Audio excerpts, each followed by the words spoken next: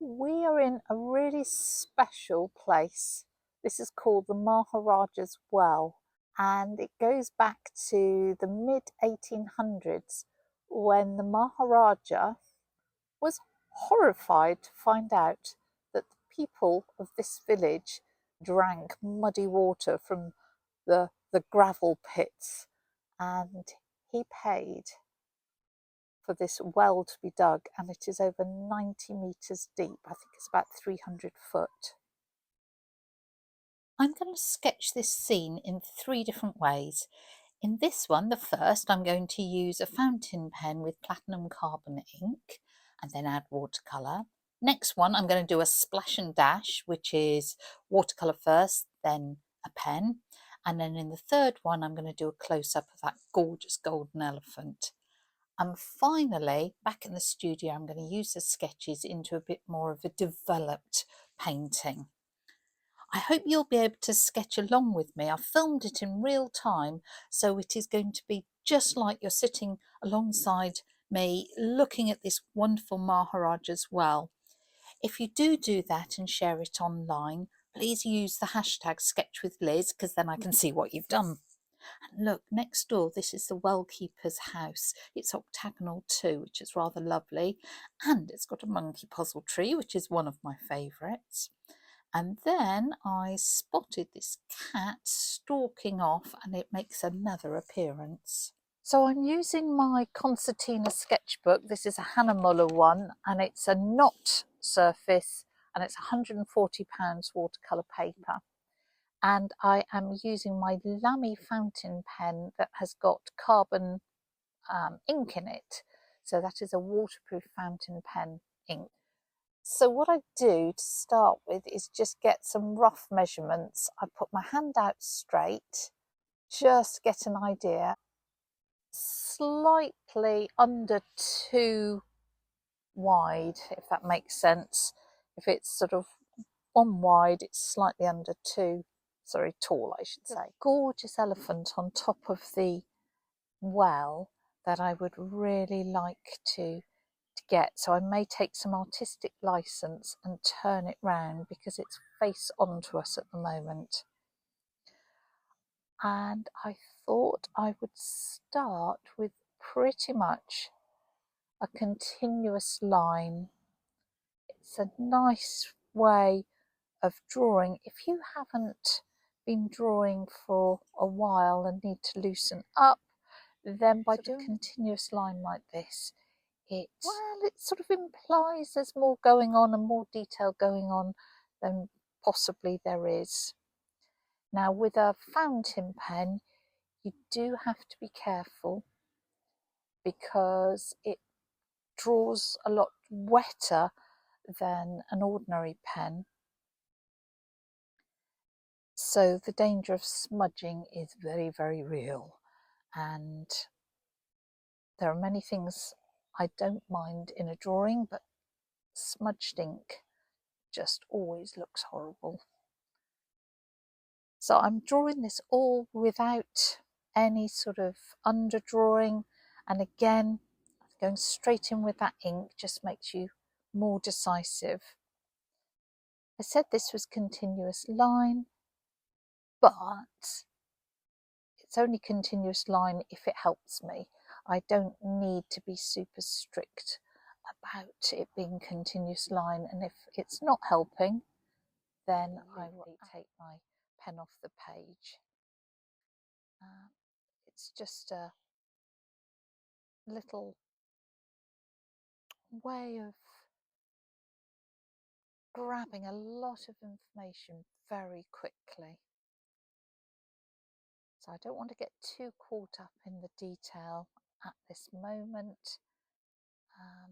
I need to capture the big shapes and angles, and then worry about, the twiddles on the top or things like that. It's very easy to get caught up in detail, and then something happens and you haven't got the most important stuff there. So this is the well mechanism. Oh, and we've got a cat which is carrying a mouse that has just walked past. Oh, lovely. I think it's a rat. How lovely. I won't capture that on the camera. So when we arrived, this is the elephant, by the way, lovely gold elephant facing right onto us. So this does not look like an elephant. I say I'll do a separate drawing of that. But when we arrived, there was a guy here from the Environment Agency measuring the depth of the well. They still use it as a way of measuring groundwater, apparently, which I think is brilliant. You know, 150 years on, they're still using it.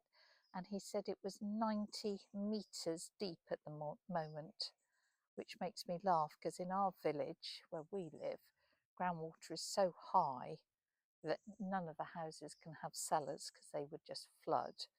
Whereas around here at 90 metres, you could definitely have a cellar.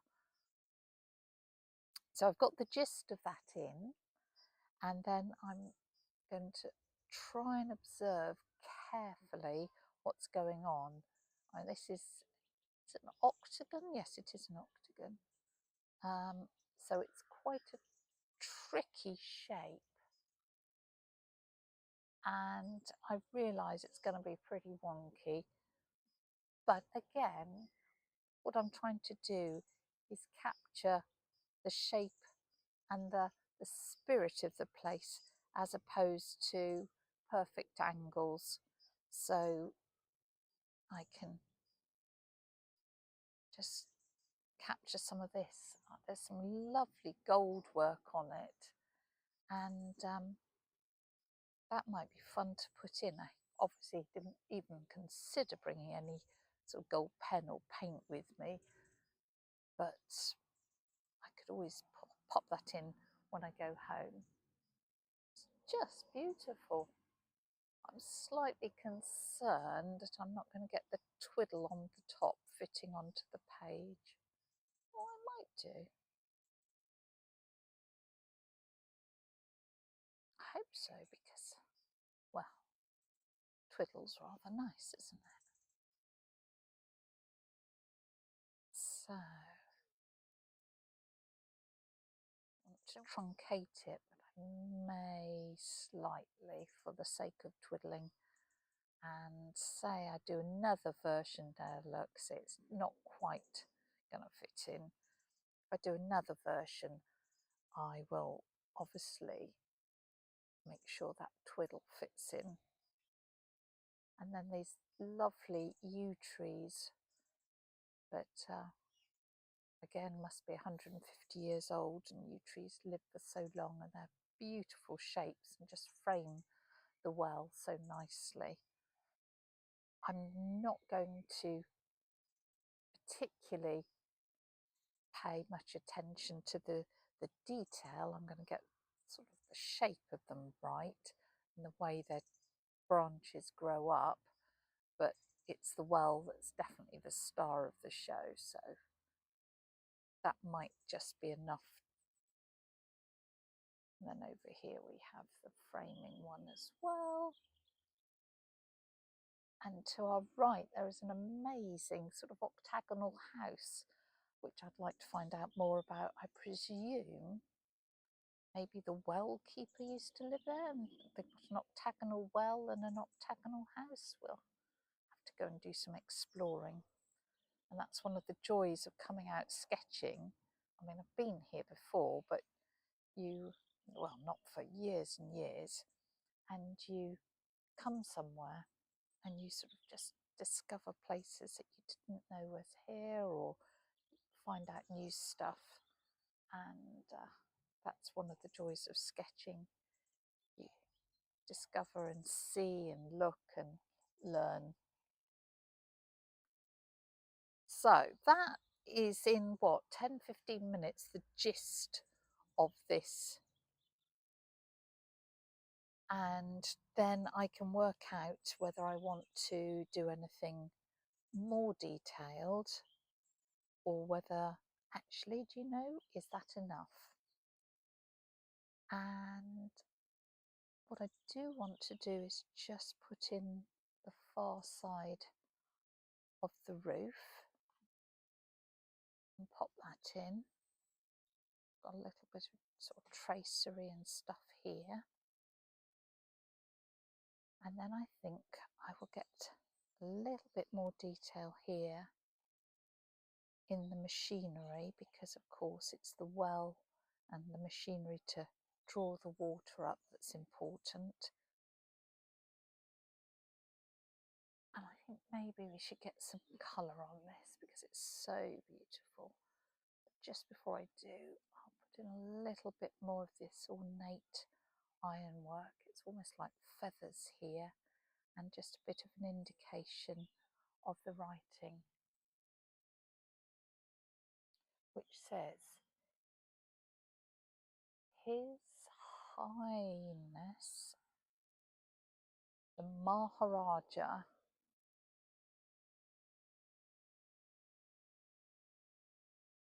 of Benares.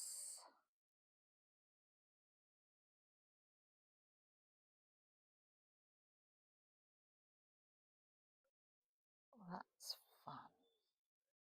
Just emphasize this a bit more.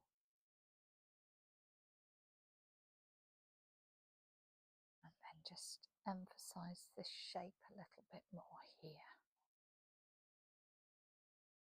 So let's see whether that fountain pen really is waterproof, which it is. I'm just going to use some of this rather lovely Viridian and put some of this round. Now, you never have the right colour for what you're doing. It's, you just aren't going to. So you have to improvise, and I think that will be fine.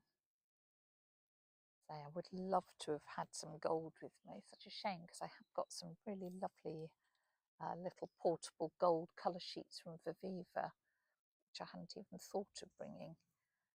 But I will improvise with some yellow ochre. And all this is gold here. Must have been amazing in 1800s, suddenly from getting your water from sort of muddy puddles to suddenly this very grand well. Must have been the envy of every village in the district.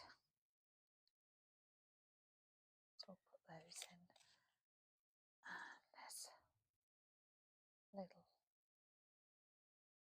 gold around here. And of course the gold at the top.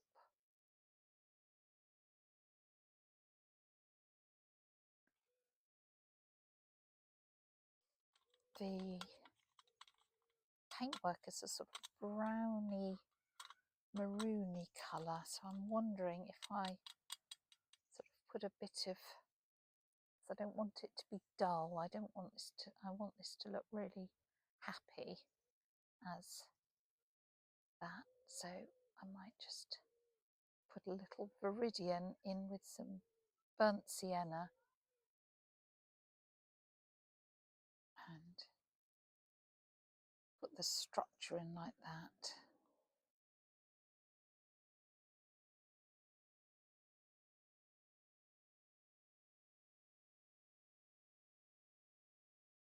And then you've got just brown gates there.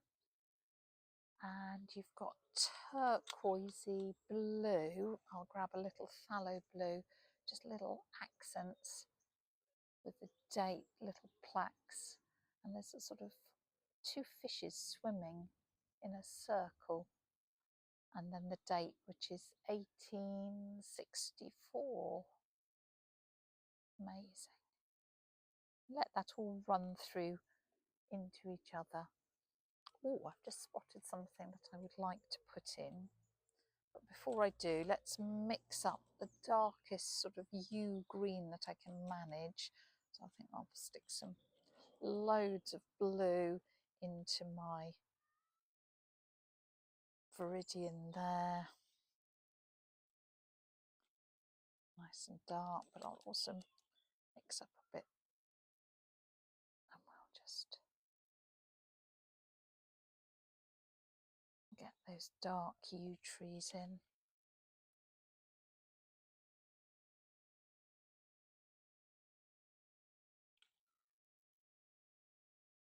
Like that. Little bushes here, which are sort of hebes, I think. It's all dark down the base.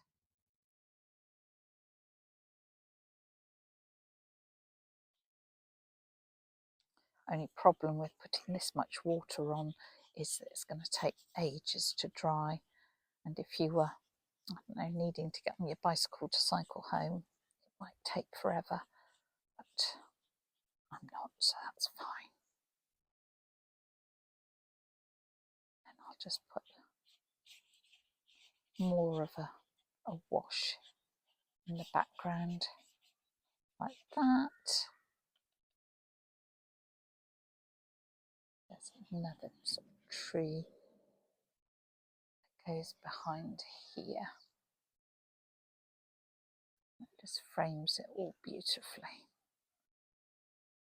And then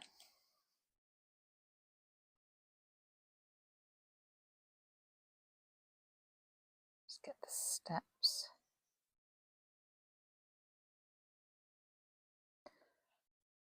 And I know this is going to get mucky, but it's going to.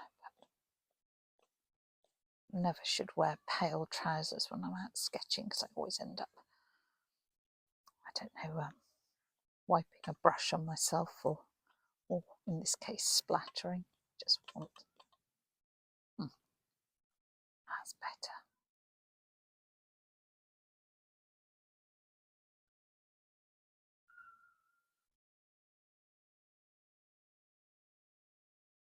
Well, there's an incredibly quick rendition of the Maharaj as well.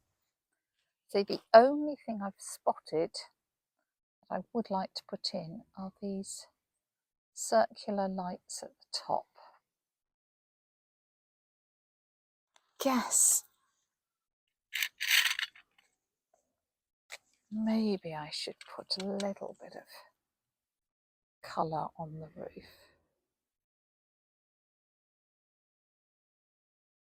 And then call that a day.